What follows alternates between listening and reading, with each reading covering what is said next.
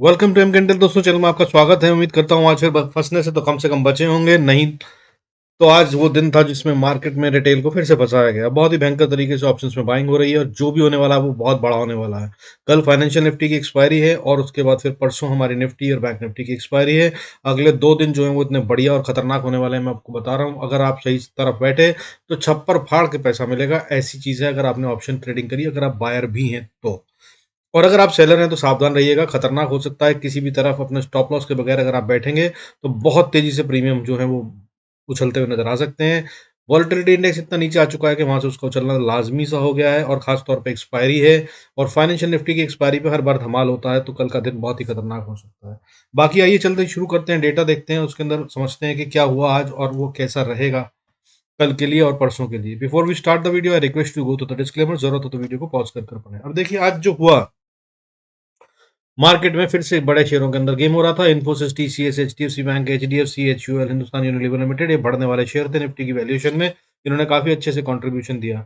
लेकिन आपको ये बता दूं कि ये वो शेयर हैं जिनसे मैनेज किया जा रहा है, और एचडीएफसी बैंक और एचडीएफसी बहुत दिन से संभाले हुए हैं निफ्टी को, और ये कब तक संभाल पाएंगे कहना मुश्किल है। आज उम्मीद की जा रही थी कि कोटक बैंक और रिलायंस शायद एक बार को रिवर्सल दे तो उससे सपोर्ट मिलेगी, लेकिन आज ऐसा हुआ नहीं। रिलायंस ने तो कोई खास सपोर्ट दी नहीं। रिलायंस आज गिरने वाले शेयरों में टॉप पे था, उसने एक हिट दिया। उसके अलावा UltraTech, cement, Adani enterprises, Larsen और जेएसडब्ल्यू स्टील भी गिरने वाले शेयरों में था। हालांकि लार्सन मैंने बताया था, मुझे लग रहा है कि शायद किसी ऐसी जगह पे है जहां से ये बड़ा अप मूव भी ले सकता है थोड़े दिन पहले। और रिलायंस भी कहीं ऐसे ही घूम रहा है। इसको नीचे की तरफ अगर जाना है तो इसको तेज जाना चाहिए, ये उतनी तेज जा नहीं रहा है, और ये वहां तक पहुंच चुका है जहां से अगर ये चाहे तो रिवर्सल ले सकता है। रिजल्ट्स के बाद उम्मीद तो बहुत की जा रही थी, लेकिन ऐसा हुआ नहीं। और डॉलर के गिरने का फायदा जो है वो इन्फोसिस, टीसीएस को तो मिलना ही था। आईटी का सेक्टर में आपको काफी दिन से बता रहा हूँ, 82 के नीचे हम पहुंच चुके हैं। इनफैक्ट 81 के नीचे भी आ गए थे। अब तो मतलब बहुत ही कूल ऑफ चल रहा है डॉलर। ये बहुत अच्छा फायदा दे रहा है आईटी को, लेकिन ये भी कई दिन हो गए हैं लगातार बढ़ते हुए, तो क्या ये भी अब आगे बढ़ेंगे कहना बहुत मुश्किल है। इसलिए मार्केट के गिरने के आसार भी हो सकते हैं अगर ये सब लोग जो इतने दिन से संभाले में मार्केट को वो छोड़ देते हैं अपनी बढ़त को तो। हालांकि अगर बैंक निफ्टी को देखा जाए तो SBI, HDFC bank, Kotak Mahindra, बंधन बैंक और एयू स्मॉल फाइनेंस बैंक जो है वो आज बढ़ने वाले शेयरों में थे। इन्होंने अच्छा खासा कंट्रीब्यूट करा। हालांकि एसबीआई जो है वो अभी भी डाउन ट्रेंड में ही है। हालांकि अच्छा रिवर्सल दे दिया है इसने, लेकिन उसके बाद भी अभी तक ये किसी ऐसे लेवल के पार नहीं बैठा है जहां पे हम बोलें कि इसने अपनी रेजिस्टेंस को तोड़ दिया या अपने किसी सपोर्ट पे आकर रुका हुआ है, तो ये खतरनाक हो सकता है। इस पे नजर बनाए रखिएगा। फर्दर कोटक महिंद्रा बैंक आज चला है, लेकिन जितनी उम्मीद थी उससे बहुत कम चला कंपैरेटिवली, लेकिन फिर भी इसने काफी अच्छा कंट्रीब्यूशन दिया। इस पे नजर बनाए रख सकते हैं। ये अभी भी एक ऐसे लेवल पे है जहां से अच्छे से बाउंस कर सकता है। हो सकता है इसमें एक और बड़ी चाल आए। मैंने कल बताया था इसको 100 से 150 पॉइंट की चाल, 100 से 150 रुपए की चाल इसमें आ सकती है, जिसमें से आज 60-70 पॉइंट तक ही पे ये रुक गया। और आज जो है एक्सिस बैंक के भी रिजल्ट्स हैं, ये बहुत बड़ा कंट्रीब्यूटर है। इस पे भी आप नजर बनाए रख सकते हैं, ये भी कल को कंट्रीब्यूट कर सकता है। जो कुछ होना है कल वो फाइनेंशियल्स में ज्यादा होगा, इतना बता दूं आपको। आईटी अगर गिरने के टाइम पे अगर मार्केट को रोकना होगा इन्हें, तो आईटी से वो गिराने की कोशिश करेंगे या मार्केट को बढ़ने से रोकने की कोशिश करेंगे। अदरवाइज जो गेम है वो कल फाइनेंशियल वाले ही सेक्टर में होगी, जिसके अंदर आप बैंक्स को देख सकते हैं, Bajaj finance, Bajaj Finserv, Canfin Homes जैसे शेयरों को आप देख सकते हैं। यहाँ पर ही गेम होने वाला है। इसके आगे अगर चले और देखें कि देखिए आज जो एफ आई और डीएस का डेटा है वो कुछ इस तरह का है कि कोई बहुत बड़ा पैसा ऊपर नीचे करा नहीं है इन्होंने। आज एफ ने 219 करोड़ से ज्यादा का माल बेचा और डीआईएस ने उसके अगेंस्ट में 434 करोड़ से ज्यादा का माल खरीद दिया, यानी कि खरीदारी बढ़ गई है डीआईएस की तरफ से कंपेयर टू दी एफ की सेलिंग। लेकिन अगर इनके ही प्रीवियस रिकॉर्ड को देखा जाए तो इन्होंने फ्राइडे को डीआईएस ने 1509 करोड़ की बाइंग करी थी, वहीं पे एफआईआई ने सेलिंग 2000 करोड़ से ज्यादा की करी थी। अब अगर बात करूं कि आज की, तो आज के फिगर्स उसके मुकाबले में कुछ भी नहीं है, इसलिए इसको इंडिकेटर मानना गलत होगा आज के लिए। हालांकि अगर मंथली फिगर को देखा जाए तो जनवरी के महीने में अभी तक 20,099 करोड़ से ज्यादा की सेलिंग कर चुके हैं फॉरेन इंस्टीट्यूशनल इन्वेस्टर्स। और वहीं डोमेस्टिक इंस्टीट्यूशनल इन्वेस्टर्स जो हैं उसके अगेंस्ट में बाइंग कर चुके हैं 16,617 करोड़ की, यानी कि डेफिसिट जो है बाइंग में इंस्टीट्यूशनल्स की वो करीब 3,500 करोड़ का बनता है। यानी कि अभी भी बाइंग पूरी नहीं हो रही, लेकिन ये साइन ऑफ वीकनेस नहीं है। जैसा कि मैंने बताया, मार्केट को अगर ज्यादा गिराया जाएगा तो डीआईएस जरूर पैसा लगाकर मार्केट को बचाएंगे, बट अभी भी मार्केट में डेटा जो है वो कमजोर ही माना जा रहा है। हालांकि आज जो है बैंक निफ्टी और निफ्टी दोनों ने एक ब्रेकआउट कंफर्म सा करता हुआ दिया है, उसके बारे में हम बात करेंगे जब हम चार्ट पे चलेंगे। ये बाकी का डेटा समझ लेते हैं। देखिए वॉलेटिलिटी इंडेक्स जो है वो आज बहुत मतलब लगातार कई दिन से गिर रहा है। आज काफ़ी कूल्ड ऑफ होकर 13.62 पे क्लोज़ हुआ। आज फिर से लगभग 1.23% का डिप था। और अगर निफ्टी की बात करें इस तरह से, तो आज वो 90 पॉइंट ऊपर बढ़ा और 18,118 पॉइंट पे क्लोज़ हुआ। और हालाँकि मैं बता दूँ आपको, निफ्टी ने आज बहुत स्ट्रॉन्ग साइन दिया है कंपेयर्ड टू बैंक निफ्टी। ये बहुत स्ट्रॉन्ग था आज। आज टोटल गेम जो हुआ बिटवीन लो एंड हाई अगर हम देखें तो 99 पॉइंट्स का गेम था। उसमें से 90% से 90 पॉइंट से ज़्यादा आज हम निफ्टी में क्लोजिंग बेसिस पे कैप्चर करके जा रहे हैं, जिसका मतलब ये होता है कि हम बहुत अच्छे से चल रहे हैं और बहुत स्ट्रॉन्ग साइन है ये। अब अगर इसके अलावा बैंक निफ्टी की बात करें तो बैंक निफ्टी कोशिश तो करता रहा काफी अच्छे से, लेकिन उतनी मजबूती दिखा नहीं पाया। लेकिन इसने आज फिर से अपने एक बहुत स्ट्रॉन्ग रेजिस्टेंस के ऊपर क्लोजिंग दे दी। अगर मैं इसकी बात करूं, इसने भी आज 314 पॉइंट बढ़कर 821 पे क्लोजिंग दी है। और ये 20 एसएमए या 20 वॉल्यूम वेटेड मूविंग एवरेज जो होती है डब्ल्यूएमए, जिसे मैं यूज करता हूँ, उसके ऊपर इसने क्लोजिंग दे दी है। निफ्टी कई दिन से चल रहा था, हालांकि बीच में एक दिन झटका दे के नीचे ऊपर वापस आया है आज। और बैंक निफ्टी इसके नीचे ही चल रहा था लगातार, ये भी आज ऊपर आ गया। तो ये दोनों मिलकर ये कंसोलिडेशन कहते हैं कि अब दोनों ऊपर हैं, तो इनमें स्ट्रेंथ है। हालांकि जिस तरह की कैंडल्स आज बनी है वो ये कह रही है कि ये कोई ट्रैप भी हो सकता है और ये फॉल्स ब्रेकआउट हो सकता है। कल इसमें एक बड़ी गिरावट भी आ सकती है। लेकिन मैं आपको इतना बता दूं, जो भी होने वाला है वो बहुत बड़ा होने वाला है।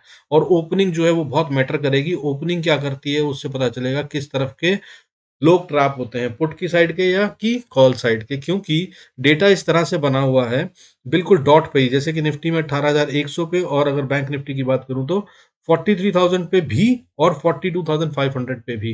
यानी कि ऊपर गए तो भी मरे, नीचे गए तो भी मरे। इस तरह से तो कॉल या पुट कोई एक तो मरने वाला है। और अगर इन्होंने साइडवेज रखा मार्केट को, तो दोनों डूबेंगे। तो इसका मतलब ये है कि वो जो इतना मोटा बाइंग इन्होंने कर रखी है, वो फिर किस लिए कर रखी है? ऐसा नहीं होगा, इसमें तो इनको नुकसान हो जाएगा।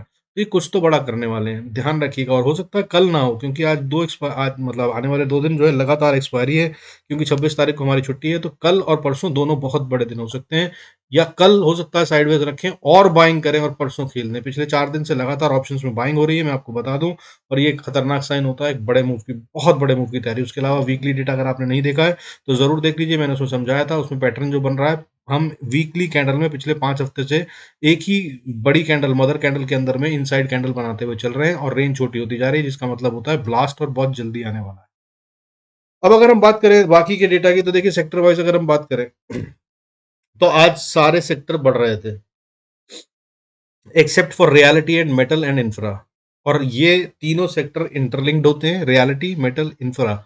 ये तीनों में गिरावट थी, जबकि इन तीनों में गिरावट का कोई कारण होना नहीं चाहिए भी। और ये तीनों एक साथ एक ही टाइम पे गिरना, ये भी एक ट्रैप सा लग रहा है। कल हो सकता है कि ये तीनों बढ़ रहे हैं और बाकी के सेक्टर गिर रहे हैं, जबकि कल फाइनेंशियल निफ्टी की एक्सपायरी है। तो ये कल के बजाय परसों का भी गेम हो सकता है। नजर इस तरह से बना के रखिएगा डेटा पे कि इन तीन पे खास तौर पर अलग नजर रखिएगा। उसके अलावा जैसे मैंने बताया, आईटी जो है वो यूज किया जा सकता है मार्केट को रोकने के लिए या गिराने के लिए। क्योंकि डॉलर जो है वो ऐसी जगह पे पहुंच चुका है जहां से अभी और नीचे नहीं जाएगा। और आईटी कई दिन से इस बात का फायदा उठाते हुए ऊपर की तरफ चल रहा है। अब बाकी है कल फाइनेंशियल निफ्टी की एक्सपायरी।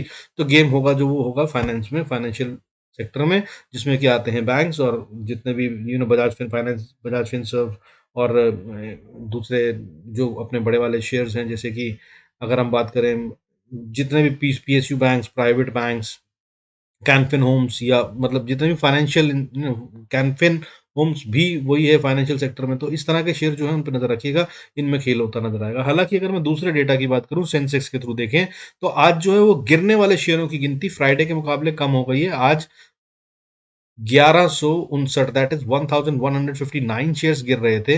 कंपैरेटिवली अगर फ्राइडे को देखा जाए तो 1262 शेयर्स गिर रहे थे।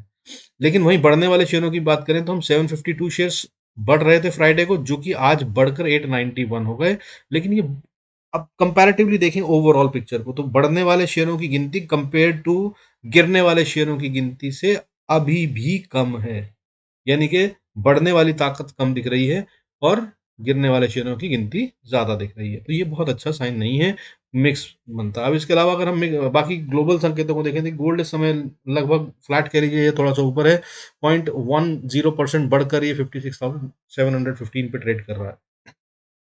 और मैंने आपको बताया था कि ये ऐसी जगह पे है जहाँ से ये अब डिसाइड करे कि या तो वापस आए या ऊपर जाए, तो ये ब्रेकआउट भी दे सकता है या फिर रिवर्सल भी ले सकता है, लेकिन ये वो डिसाइड नहीं कर रहा है। आज करीब ₹100 का ऊपर-नीचे कर ही रुका हुआ है। 2 दिन से इनफैक्ट 56,500 की रेंज को तोड़ने के बाद ये 2 दिन से वहीं रुका हुआ है। क्या ये कंसोलिडेशन है? अगर है तो ये ऊपर जाएगा, और अगर ये ऊपर जाएगा तो इक्विटी मार्केट को फिर से डेंट दे सकता है, नज़र बनाए रखिएगा। सिल्वर की अगर हम बात करें तो वो एकदम फ्लैट है, हालाँकि इससे बहुत बड़ा फ़र्क नहीं पड़ता है, क्योंकि ये थोड़ा कूल्ड ऑफ होकर 68,500 पे ट्रेड कर रहा है विद अ डिप ऑफ 0.07%, और ये 70,000 को टेस्ट कर चुका है, मैंने आपको बताया था। और उम्मीद जो ये की जा रही है कि ये 72,000 तक जाने की कोशिश कर सकता है, और अगर इसने 72,000 के ऊपर खेलना शुरू करा तो 78,000 तक के गेट खुल जाएंगे। वीकली वीडियो को देखिएगा, उसमें मैंने समझाया है। फर्दर क्रूड में आज एक अच्छी तेजी आई है, मैंने बताया था वीकली वीडियो में, जैसे कि इसने ब्रेकआउट दे दिया और इसके लेवल्स और इसका इंपैक्ट ऑन इकोनॉमी भी समझा रखा है। हालांकि ये हमारे लिए खतरा नहीं है, बट आज बहुत अच्छे से बढ़कर 1.19% की बढ़त फिर से लेकर 6,699 पे ट्रेड कर रहा है, यानी कि 6,700 मान लीजिए ऑलमोस्ट, जो कि इसके रेंज के बाहर है और अपसाइड पे है, ये और बढ़ता हुआ नजर आ सकता है। यूएस डॉलर की बात करें तो आज 81.465 पे है, जो कि बढ़त के साथ है, यानी कि 0.32% का गेन है आज इसमें। हालांकि 81.4650 एक ऐसा लेवल है जो कि बहुत खतरनाक नहीं है, हमारी इकोनॉमी को हिट नहीं दे रहा है, बट अगर ये 82 की तरफ बढ़ा और 82 के पार चला गया तो ये हमारे को हिट दे सकता है। लेकिन इसकी बढ़त से ये बात तो तय है कि आईटी में आता हुआ गेन जो इतने दिन से लगातार चल रहा था, अब वो थमता हुआ नजर आएगा। फर्दर अगर इसके अलावा बात करें, देखिए शेयरों के अंदर, तो आज गिरने वाले शेयरों में खतरनाक ढंग से गिरा येस बैंक, 8% से ज्यादा गिरकर बंद हुआ है। इन्फीबीम भी एक बड़ा शेयर था, और उसके अलावा सारेगामा जो है इंडिया, वो भी बढ़िया से गिरा, यानी कि मोर देन 7% दोनों शेयर गिरे हैं। येस बैंक 8% से भी ज्यादा गिरा। वहीं बढ़ने वाले शेयरों की बात करूं तो आज फिर टोरेंट पावर ने 6.74% को Ford 6.25%, Persistent Delhivery, Canfin Homes बढ़ने वाले शेयरों में थे। 5.90% तक बढ़ा है ये शेयर। 5% से ज़्यादा बढ़ने वाले शेयर थे ये। हालांकि अगर मैं बात करूं एक और डेटा की जो मुझे खतरनाक नजर आ रहा है, वो ये कि 52 वीक हाई जो है, आज फिर से 6 शेयरों ने, जो कि कल भी 6 शेयर थे, आज फिर 6 शेयरों ने 52 वीक हाई बनाया, और उनमें से 4 शेयर रेड में बंद हुए हैं, यानी कि अपना 52 वीक हाई मारने के बाद वो लोग सारे के सारे शेयर गिरते हुए नजर आए। वो गिरने वाले शेयर कौन से थे? Swan energy, APL Apollo, IDFC and Adani total gas, इन चारों शेयरों ने आज 52 वीक हाई मारा, लेकिन उसके बाद ये रेड में बंद हुए। हालांकि इसके अलावा इंजीनियर्स इंडिया और 361 डब्ल्यूएएम भी ऊपर 52 वीक हाई बनाए और एक ग्रीन में ही बंद हुए हैं। लेकिन ये खतरनाक साइन है कि 6 में से 4 शेयर नीचे की तरफ बंद हुए। अब चलते हैं, बाकी की बातें करते हैं। अगर लेवल्स की बात कर लीजिए, कल के लिए क्या इंपॉर्टेंट लेवल होंगे, तो भाई साहब बैंक निफ्टी के अंदर में आज 2 की जगह 3 लेवल दे रहा हूँ। 42,590 के नीचे अगर आ जाए तो आप भाई अच्छे से सेल कर सकते हैं, यानी कि नीचे गिरेगी मार्केट। हालांकि अगर ऊपर की बात करूं तो 42,850 एक क्रूशियल लेवल है, जो कि बिल्कुल नजदीक बैठे हैं हम उसके। अगर यहाँ से ऊपर खुलता है तो आप देख लीजिएगा कि कितना ऊपर खुलता है। ओपनिंग पे सब तारमदार होगा। ज्यादा ऊपर खुल जाता है तो रुक जाइएगा, लेकिन अगर इसके आसपास कहीं खुलता है तो आप बाय कर सकते हैं। तब 43,050 तक जा रहा है। 43,050 will be the deciding level. अगर इसके ऊपर बैंक निफ्टी ट्रेड करता है तब एक अच्छी बाइंग आएगी, अदरवाइज ये वहां से वापस घूमने की तैयारी कर सकता है। तो इंपॉर्टेंट होगा ओपनिंग कहाँ होती है और उसके बाद प्राइस एक्शन क्या बनता है, जरूर नजर बना के रखिएगा। निफ्टी की अगर हम बात करें तो देखिए, निफ्टी में भी कुछ इस तरह से ही गेम बना हुआ है, लेकिन इसकी रेंज क्लीन है अभी। 18,050 अगर इसको नीचे तोड़ देता है तो ये नीचे जा रहा है, अगर 18,150 तोड़ देता है तो ये ऊपर जा रहा है, यानी कि करीब 30 पॉइंट ऊपर अगर चलता है तो ये सेफ हो जाएगा, नहीं तो नीचे की तरफ में 70 पॉइंट छोड़ता हुआ नजर आकर खुलता है तो ये नीचे की तरफ जाएगा। दोनों तरफ में ट्रैप हो जाएंगे, कोई तो एक साइड वाला ट्रैप कल होना ही है। With this let's move on to the charts और देखते हैं कि आगे क्या खेल है। बाकी इसके आगे के लेवल्स अगर आपको जानने हो तो वो आप वीकली वीडियो 21 तारीख वाला देख सकते हैं, उसके अंदर मैंने अच्छे से समझाया। अब चार्ट्स पे देख लेते हैं। Before we go there, I request to go through the disclaimer as per the SEBI norm. जरूरत हो तो पॉज कर देखें। देखिए, अब ये बैंक निफ्टी का चार्ट है जो मैं आपको बता रहा था, उसके मुताबिक में अगर आप देखें तो ये है हमारी 20 वीएमए वेटेड वॉल्यूम मूविंग एवरेज। इसके ये ऊपर नहीं जा रहा था बैंक निफ्टी। ये डेली चार्ट है। डेली चार्ट में अगर आप देखें तो लगातार ये इसके नीचे चल रहा था। यहाँ से कम ये 5 जनवरी से पूरा महीना जनवरी का निकाल दिया, और कई बार इसने कोशिश करी और फेल हो गया था, लेकिन आज इसने इसके ऊपर क्लोजिंग दी। हाउएवर अगर आप इस कैंडल को देखें, ये डोजी है और ऊपर से बड़ी बात ये है कि इसने जो अपनी ओपनिंग दी थी उसके नीचे क्लोज करा है, जो कि एक अच्छा साइन नहीं है, यानी कि सेलर्स जो थे वो फिर भारी थे। हालांकि अपनी कल की क्लोजिंग से, यस्टरडे प्रीवियस डेज क्लोजिंग से बहुत ऊपर है, गैप अप हुआ, गैप अप को सस्टेन भी करा है, लेकिन अपनी ओपनिंग को सस्टेन नहीं कर पाया, इसलिए बढ़ने के साइन दिखते नहीं है। अब अगर वहीं निफ्टी फिफ्टी की बात करें, निफ्टी की, तो निफ्टी ने देखिए 18 तारीख को ऊपर क्लोज कर दिया था। हालांकि अगर उसके बाद बोलूं तो 20 तारीख को इसने वापस नीचे क्लोजिंग दे दी थी, बट वो कंफर्म नहीं हुई और आज फिर ये ऊपर है। लेकिन ये भी डोजी कैंडल बनी है। डोजी कैंडल का मतलब होता है इनडिसाइसिव, इनडिसीजन, और जो होगा वो कल तय होगा। और मेरे हिसाब से शायद कल जो है वो आपको ओपनिंग में ही डिसाइड हो जाएगा, अगर ऊपर खुलते हैं, जिसके कि मुझे आसार डेटा को देखकर ज्यादा लग रहे हैं।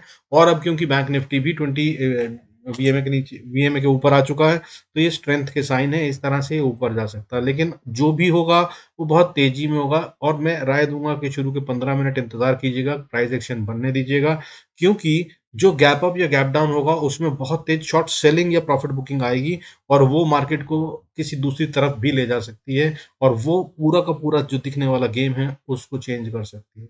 तो अगर आपके पास अपनी पोजीशन है, तो उसके हिसाब से राय ये बनती है कि आप शुरू के 15-20 मिनट में अपना पोजीशन को, प्रॉफिट को बुक करें, और अगले ट्रेड के लिए 15-20 मिनट इंतजार करें और उसके बाद ही कुछ ट्रेड करें। बाकी लेवल्स क्या होंगे उनको देख लेते हैं। उनके अकॉर्डिंगली, जैसे कि मैं बताता हूँ, उन पे ट्रेड कर सकते हैं। देखिए अभी अगर ऊपर जाना है तो, जैसे कि मैंने बताया, निफ्टी के अंदर 18,150 जो है 148 के करीब का लेवल बनता है, जो कि एक क्रिटिकल रेजिस्टेंस है। इसको पार कर कर इसको ट्रेड करना होगा। उसके बाद 178, उसके बाद 207 और उसके बाद 241 भी स्ट्रॉन्ग रेजिस्टेंस है। यहाँ से कहीं से भी वापस घूम सकता है निफ्टी, लेकिन अगर इसको पार कर लेगा तो फिर उसके बाद एक अच्छी चाल आ सकती है 18,338 तक, 38 से 50 तक निफ्टी जाने की कोशिश कर सकता है ऊपर की तरफ। हाउएवर अगर नीचे की बात करें, तो नीचे में एक बहुत स्ट्रॉन्ग सपोर्ट है जो मैं कई दिन से बता रहा हूँ, दैट इज 18,050-60 का एरिया। इसको ये तोड़ेगा नहीं ऐसा लग रहा है, लेकिन अगर इसको तोड़ के ही नीचे खुल जाता है तो ये रेजिस्टेंस बन जाएगी, और फिर जो नीचे के लेवल होंगे वो 18,030 से 18,000 के बीच का लेवल होगा, जहां पर ये थोड़ा सा कमजोर जरूर दिखेगा, लेकिन उसके बाद असली गेम जो शुरू होगा वो 17,970 के पास शुरू होगा।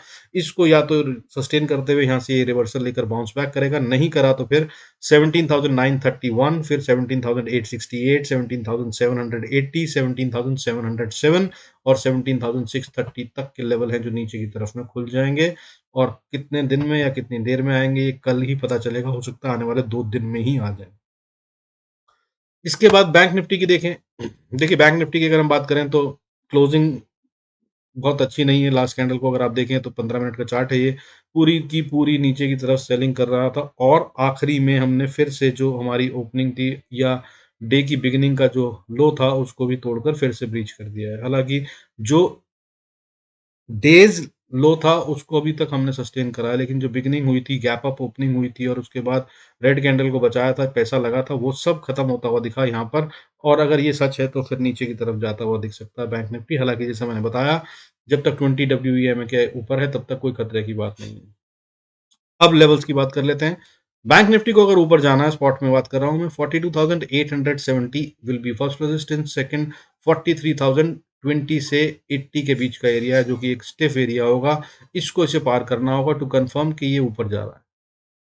और अगर इसको पार कर दे तो फिर सीधा 43,279.80 का एरिया आता है, और उसके बाद 43,400 पे रेजिस्टेंस है, और उसके बाद 43,500 30-40 का एरिया है, जो कि एक सीरीज रेजिस्टेंस का काम करेगी।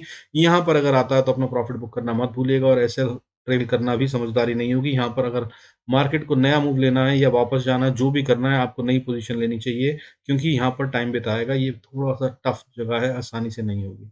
इसके बाद अगले लेवल्स होंगे 43,627, 777, 43,874, 43,971, और उसके बाद 44,000 एंड 44,140, और उसके बाद 44,256 तक बैंक जाने की ये कोशिश कर सकता है।